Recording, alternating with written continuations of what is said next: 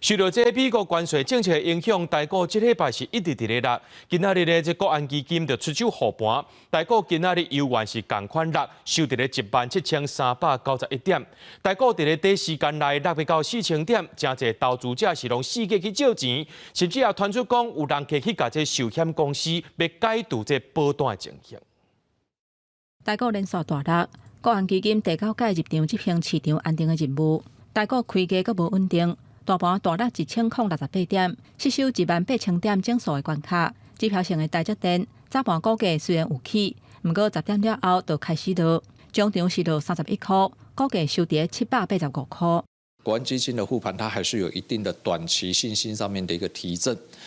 但是不保证是这个国安基金进场就是最底部，行情的底部呢，还需要等这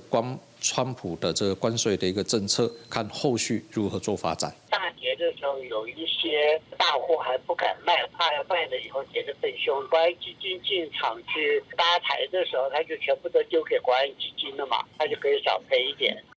若是台股，阿股的表现嘛是规个青顺顺，日经指数收盘大落要1300点，落要4%。韩股甲香港股市嘛持续在落，敢若上海综合指数伫政策护盘的情形之下有起。因若台股连续3个交易日是大落要4000点，嘛出现券商提出融资追缴令，受影响的股民是四界咧总钱要周转，而且嘛传出大型寿险公司出现投保人解约要求解套的情形。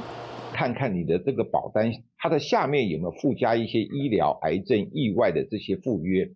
不要随便轻易的解约。如果真的发生一个需要医疗或者是重大伤病的这种情形的时候呢，就没有办法发挥正常的医疗的功能。保险专家提醒投保人，都要斟酌看保单附加险的部分，唔通着急要解约，损失医疗的保障。另外，有报道指出，因为融资追缴令，嘛互部分的银行小额信贷业务量向直透增加。记者综合报道。